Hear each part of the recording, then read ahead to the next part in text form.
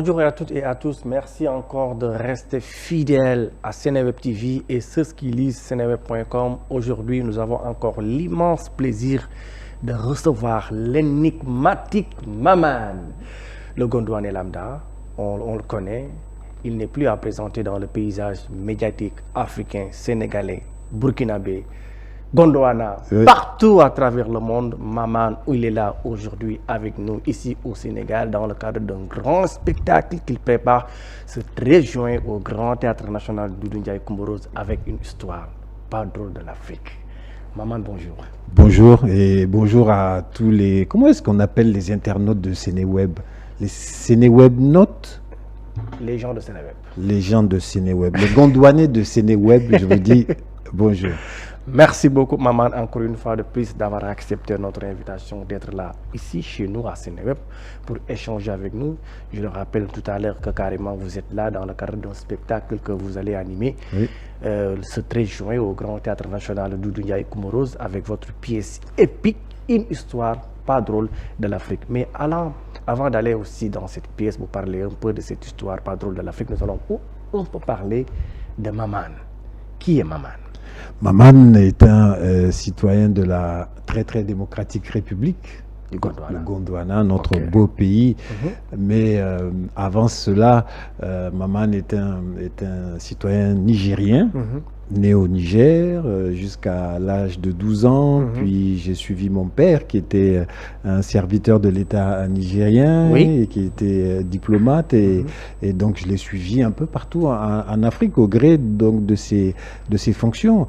J'ai grandi en Côte d'Ivoire, au Cameroun, puis après il est allé au Nigeria, en Algérie. Et voilà, c'est ces voyages dans les valises de mon père qui m'a donné ce sentiment d'être africain. Je suis nigérien, mais je ne me sens pas exclusivement nigérien. J'ai une partie ivoirienne, une partie camerounaise, une partie sénégalaise. Je suis africain, je suis gondouanais, et donc c'est le sentiment que tous les Africains ont, surtout quand ils vont à l'étranger, quand on se retrouve en France ou à New York ou à Montréal ou je ne sais pas où, on se sent d'abord africain puisque les gens nous voient comme des Africains. Ils voient un noir, tu es africain. Et donc quand toi-même dans le métro tu vois un autre noir, c'est notre africain. Et souvent c'est ce réflexe-là, on se dit bonjour quand on se voit, on ne se connaît pas. Et c'est ce sentiment qu'aujourd'hui le web, l'internet a développé avec des plateformes comme Seneweb où des Sénégalais sont là, des Nigériens, des Ivoiriens, des Africains de toute origine. Merci beaucoup, Maman, pour cette belle présentation. Nombreux sont ceux qui vont se réjouir de cette belle présentation pour savoir réellement qui est Maman, celui qui maltraite l'actualité sur RFI avec sa célèbre chronique, le Gondouanais lambda. Alors, Maman, qu'est-ce qui vous a poussé réellement à faire de l'humour? Le hasard, le hasard de la vie. Donc, au départ, moi, j'ai une formation scientifique. Donc, j'ai suivi mon père, comme je vous l'ai dit. Et puis après, j'ai fait le bac au Niger. Après toutes ces pérégrinations-là, je suis revenu au Niger, j'ai fait le bac. Puis après le bac, j'ai fait 2 années à l'université en physiologie végétale. J'ai fait une maîtrise, une licence, une maîtrise à l'université d'Abidjan. Je suis revenu à Abidjan. Et après, je suis parti en France pour faire un 3e cycle en physiologie végétale. J'étudiais les légumineuses, le stress hydrique, leur nutrition azotée. Et c'est comme ça, par hasard, à Paris, que un ami m'a entraîné dans un atelier d'humour. Et par hasard, j'ai écrit un sketch qui a plu. Il m'a dit, mais écris quelque chose pour toi, tu vas monter sur scène. C'était quoi? C'était un sketch que j'avais écrit parce qu'il y avait toute une pièce, une troupe de théâtre. On avait fait quelque chose, c'était la première fois où je montais sur scène parce qu'il leur manquait une personne pour compléter ce sketch-là. Moi, j'étais à côté, ils faisaient leur truc, moi j'étais là, je travaillais. Il m'a dit, viens s'il te plaît, il nous manque quelqu'un pour compléter ce sketch. C'était un sketch où il fallait être un chef d'orchestre. Moi, je lui ai dit, moi, je ne monte pas sur scène. Hein. Moi, je suis venu en France pour faire mes études. Il dit, non, tu vas juste monter sur scène, tu vas tourner le dos au public et tu ne vas même pas parler. J'ai dit, ok, je suis monté. Oui. Et après, j'ai écrit un premier sketch. C'était autour de la victoire de la Coupe du Monde 98 de la France. Oui, France 98. France 98. Donc, longtemps après, j'avais écrit ce sentiment-là de la génération Black Blanc Beurre. Oui. Cette hypocrisie où on disait, voilà, on est tous ensemble, on s'aime, on est tous des frères, mais dès que tu sors dans la rue, la police t'arrête, puisque c'est fini. Et ça a tellement plu, il m'a dit, écris quelque chose. J'ai écrit mon premier sketch, et c'était un sketch sur le Gondwana. C'était mon premier sketch. C'était pour abattre les clichés qui sont sur les Noirs. On dit les Noirs sont des cannibales, les Noirs sont ci, ça. Donc j'ai pris un Noir du Gondwana qui vient en Europe et il ne trouve pas de la viande saine parce qu'il y a la vache folle, il y a la fièvre afteuse, les gens se dopent et tout. Et c'est parti comme ça. Le Gondwana, ça a plu. Et comme en France, le système de l'humour est organisé, on peut vivre de son art. Un premier sketch, un deuxième, un troisième, une société de production est venue me proposer un contrat. Oui. Et c'est comme ça que... Et c'est comme ça, c'est parti. Hein? C'est parti comme ça. L'année d'après, RFI, non pas RFI, Laurent Ruquier m'a embauché sur France 2 et Europe 1, puis le Jamel Comedy Club, ça je parle de l'année 2006. Oui. Et 2 ans après, RFI, donc fin 2008. Et voilà, nous voilà aujourd'hui. Ah, depuis 2008 jusqu'à présent, quelle est votre plus grande expérience? L'expérience, c'est vraiment quand je suis dans la rue que les gens m'appellent et me disent « Ouais, nous sommes des Gondwanais ». Quand quelqu'un me dit ça, on est des Gondwanais, ça veut dire qu'il a compris l'utilisation du Gondwana. Pourquoi le Gondwana, qui est ce pays auquel on ne veut pas que nos pays africains ressemblent. C'est ce pays où il n'y a pas de liberté, où il n'y a pas de services publics, où il n'y a pas d'école, où il n'y a pas d'infrastructure. Et on ne veut pas que nos pays deviennent ça. Et c'est ma plus grande victoire. Le bonheur que je vois dans les yeux des gens. Parce que j'ai commencé ma carrière en France. Hein, je vivais bien de mon art, je faisais mes tournées.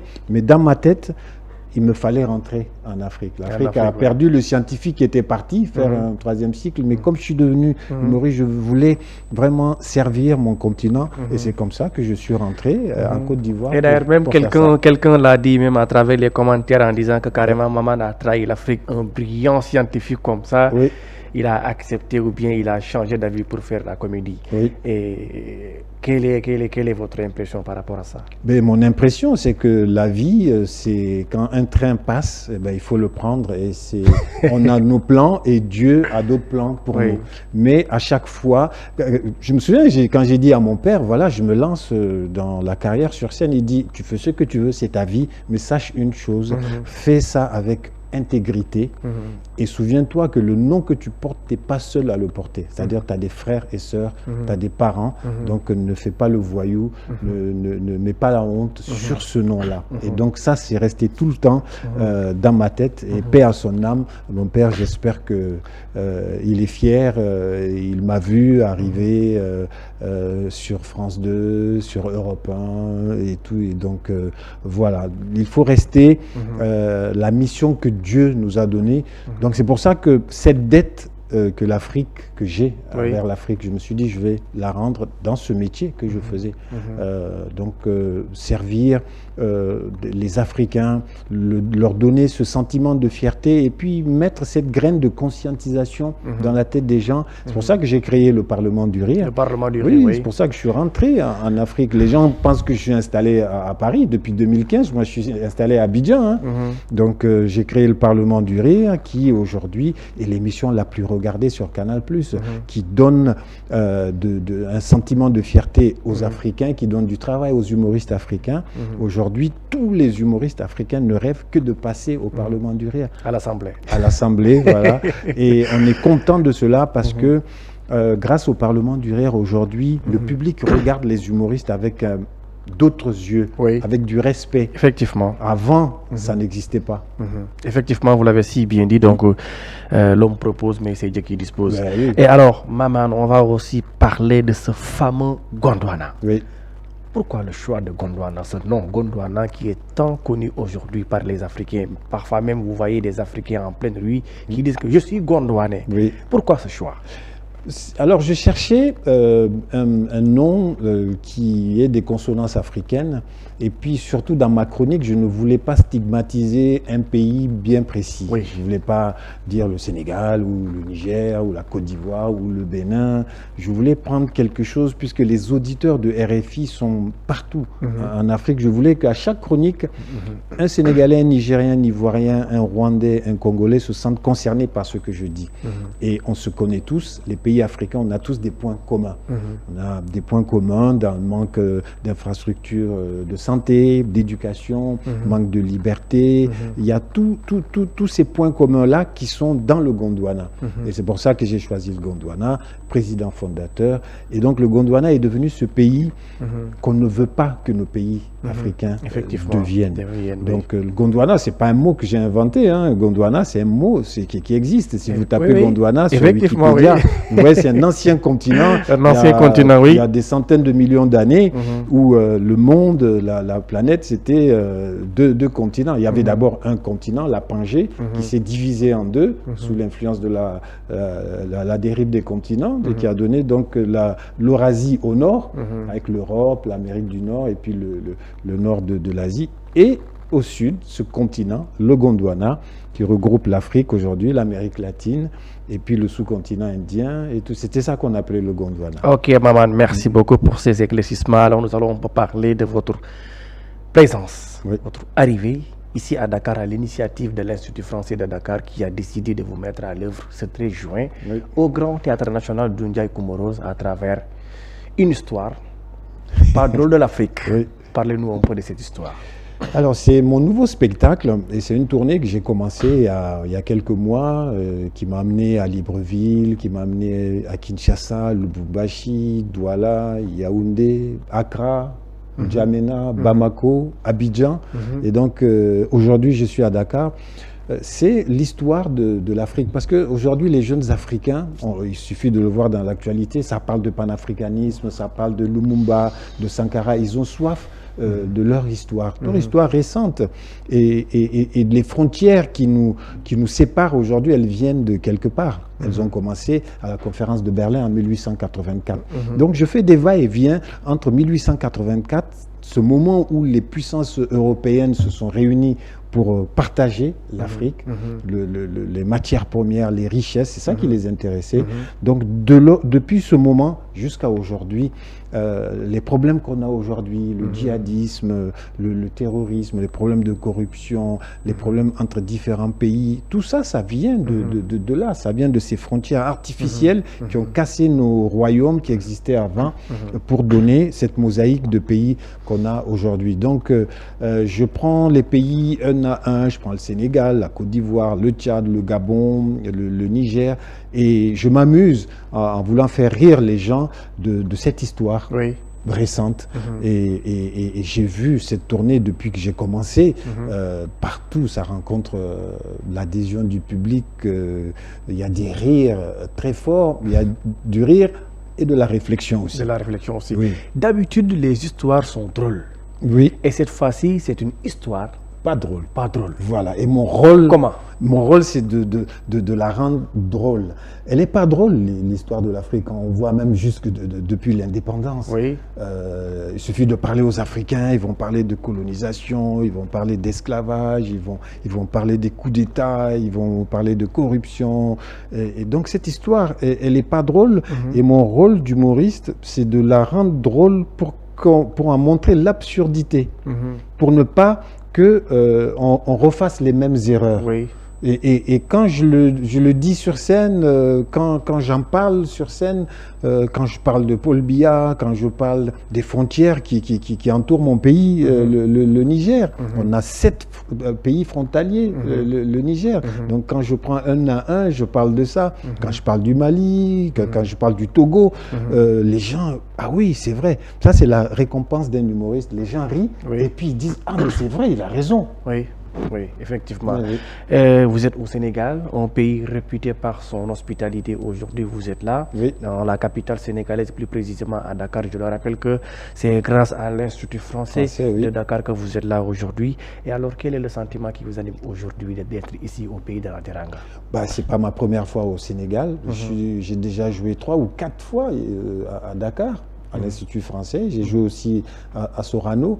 Et à chaque fois, ça a été un très bon moment. C'est parmi mes meilleurs souvenirs sur scène.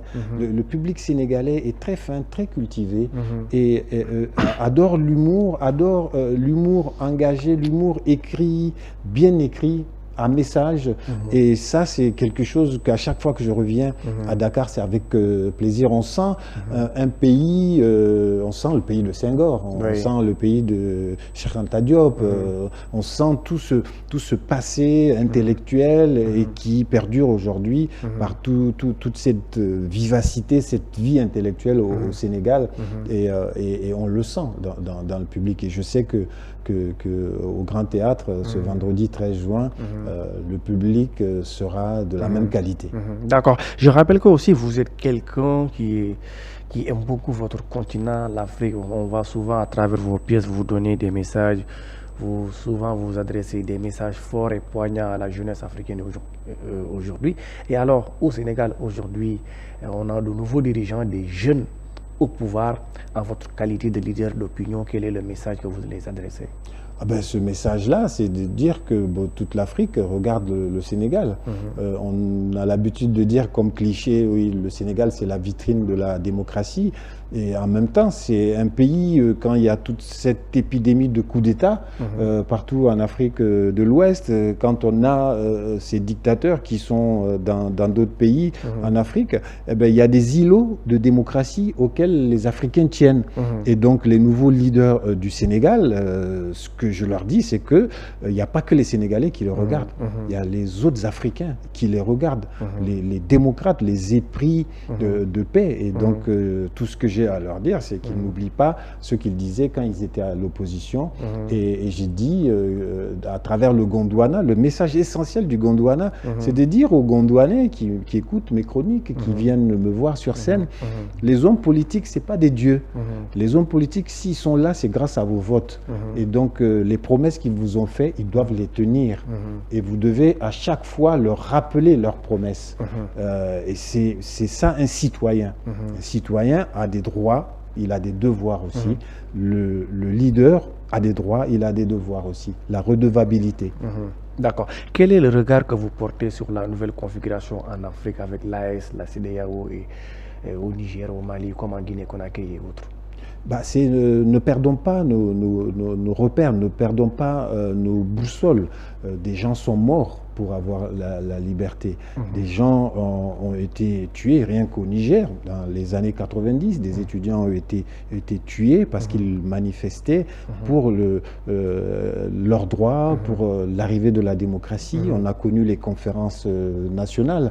Et donc, il y a des soubresauts, des retours en arrière. Moi, à chaque fois qu'il y a un recul de la liberté, un recul des droits des citoyens, ou dès que tu émets un avis qui ne plaît pas, eh ben, on te met en prison ou tu es obligé de partir en exil. Eh ben, moi, en tant qu'humoriste, c'est mon devoir de le dire et je me permets de le dire sur scène. Je suis profondément démocratique, je suis profondément opposé à toute prise de pouvoir par la force. L'armée est là pour défendre le pays. Les armes ont été achetées avec l'argent du peuple. Donc, moi, je suis contre toute force toute prise de pouvoir par la force. Et je le dis sur scène, je l'ai tout le temps dit, et je ne vais pas changer. D'accord, vous l'avez expliqué tout à l'heure, une histoire pas drôle de l'Afrique. Vous retracez un peu une petite partie de l'histoire africaine à travers des stylos, des bouts de papier, des ciseaux, qu'on a partagé l'Afrique, l'Occident a partagé l'Afrique. Alors aujourd'hui, comme vous le voyez, le Premier ministre sénégalais Ousmane Sonko, qui est très intéressé par l'Afrique, est-il nécessaire de l'inviter à ce spectacle? moi, tout le monde est invité à ce spectacle. S'il est là à Dakar, s'il est présent, il vous écoute, hein, donc il faut l'inviter. Il est bienvenu, monsieur le Premier ministre. Elle est où ma caméra? Elle est là. Vous êtes le bienvenu. On va vous installer bien en place dans ce grand théâtre pour assister à ce spectacle. Partout où je pars, hein, les dirigeants, les ministres, les membres du corps diplomatique viennent assister à mon spectacle. Au Togo où j'étais, il y avait des ministres, au Cameroun, en RDC, et c'est un spectacle qui s'adresse à tout le monde. C'est un spectacle bienveillant, mais c'est un spectacle qui est sans concession aussi. D'accord. C'est un spectacle de combien de minutes? Ça dépend. Il est écrit pour durer 90 minutes. Mais des fois, en fonction de la réaction du public, j'arrive jusqu'à 2 heures de spectacle. Mais la durée moyenne, c'est 90 minutes. La durée d'un match, sans mi-temps. Moi, je ne m'arrête pas à 45 minutes pour faire la mi-temps. D'accord. Nous allons un peu parler de votre assemblée. Votre assemblée que je considère aussi comme une assemblée drôle. Hein. Parce qu'il y a le Parlement du rire. Le Parlement du rire. Oui. Et aujourd'hui, vous l'avez si bien dit tout à l'heure que carrément c'est l'une des plus belles émissions qui est très suivie en Afrique. Et alors aujourd'hui, on assiste à beaucoup de jeunes humoristes sénégalais, africains aujourd'hui qui aspirent aussi à devenir de grands humoristes à travers le monde. Et est-il possible, mais est-il nécessaire souvent parfois d'inviter ces jeunes talents à venir participer à ce fameux Parlement du rire? Oui, le Parlement du rire, je l'ai imaginé, je l'ai créé pour ça. C'est pour ça que je suis rentré en Afrique en 2013-2014. J'ai créé cette émission en 2015 à Abidjan.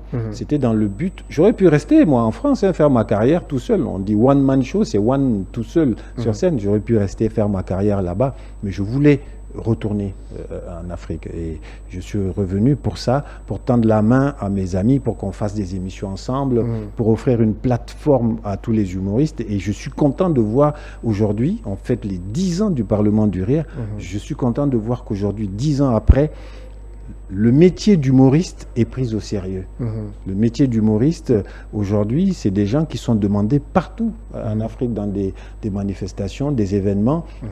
On est plus demandé même que les musiciens, que les chanteurs. L'humour est une valeur économique qui compte. Et donc mon credo, c'est inviter les humoristes africains, les jeunes, les moins jeunes, à venir dans cette émission. Mais cette émission n'est pas un aboutissement, ce n'est qu'un début pour une carrière. On a une exposition internationale, et puis surtout dans son pays. Chaque humoriste du Cameroun, du Togo, du Sénégal ou du Mali, tant que tu n'es pas passé au Parlement du rire, tu n'as pas ce respect chez toi. Mais ce n'est qu'un début. Et comme tout métier, il faut une formation. Oui. Donc ma lutte aujourd'hui, c'est de monter des structures de formation, former les humoristes, leur donner toutes les techniques d'écriture, les techniques de jeu de scène. Et j'ai déjà commencé ça en Côte d'Ivoire.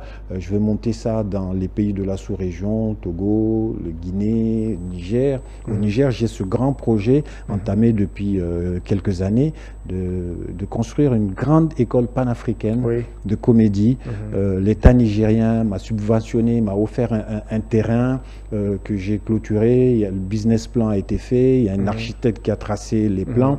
Et c'est au moment où on se lançait pour la recherche de fonds qu'il y a eu le coup d'État. Donc là, on va reprendre les choses puisque les partenaires ont changé.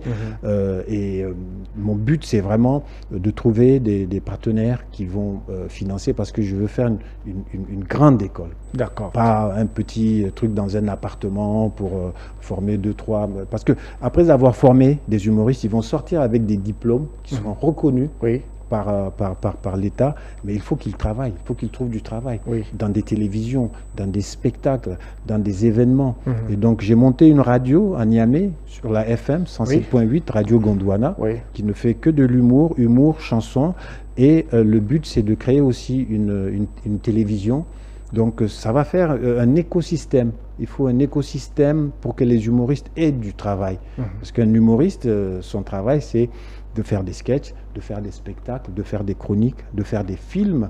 Et donc à Gondwana City Productions à Abidjan, on s'est lancé dans la fiction. Après mon film Bienvenue au Gondwana, là je travaille sur le 2, la suite, et je suis en train de faire une série. On est en plein développement de cette série qui a déjà été vendue. Et donc dans un an, elle va sortir. Une série de 12 épisodes, une comédie qui est très très drôle avec Boukari. D'accord. Avez-vous des projets artistiques au Sénégal? J'aimerais bien, et je suis venu pour ça, j'ai quelques contacts. Le Sénégal est un pays qui est incontournable dans la vie culturelle en Afrique. Et ce projet de radio que j'ai déjà monté et concrétisé à Niamey, j'aimerais bien le faire ici, au Sénégal. J'aimerais bien monter des partenariats pour vraiment avoir une exposition. Et l'exemple de la plateforme Sénéweb est un modèle qu'on doit suivre tous. D'accord. Comment voyez-vous la politique culturelle du Sénégal? Je ne la connais pas très bien, mais je sais qu'il y a un monde culturel. Le Dakar a cette réputation, cette image de capitale culturelle, oui, mais de qualité, d'exigence. Abidjan, c'est une capitale culturelle aussi, mais c'est beaucoup showbiz, c'est beaucoup musique urbaine, oui, le rap, le coupé décalé. Le Sénégal, c'est beaucoup plus l'art contemporain, les arts visuels, le théâtre, la danse. Et donc, c'est complémentaire. Les deux capitales sont complémentaires. Moi, je suis aussi bien à Abidjan qu'à Dakar. Maman, merci beaucoup. Ben, merci. Je rappelle que vous êtes réalisateur, humoriste, aussi leader d'opinion. Vous êtes là à Dakar ici, dans le cadre de votre spectacle Une histoire pas drôle de l'Afrique, prévu ce 13 juin au Grand Théâtre National Doudou Ndiaye Coumba Rose en collaboration avec l'Institut français de Dakar. Alors, le mot de la fin. Le mot de la fin, c'est riez, venez à des spectacles, venez sur scène. Il n'y a pas que des vidéos sur les réseaux sociaux. Il n'y a pas mieux qu'un spectacle sur scène. Et j'encourage à tous, que vous soyez dans tous les pays, aller dans des spectacles, aller soutenir les humoristes. Ce n'est que comme ça que la culture montera. Merci beaucoup, Maman. Merci beaucoup à vous, chers téléspectateurs. C'était Maman, notre invité de ce matin. Je rappelle que carrément, il va animer un grand spectacle ce 13 juin au Grand Théâtre National Doudou Ndiaye Coumba Rose en collaboration avec l'Institut français de Dakar. Je vous rappelle, c'est une histoire pas drôle de l'Afrique. Merci et à bientôt.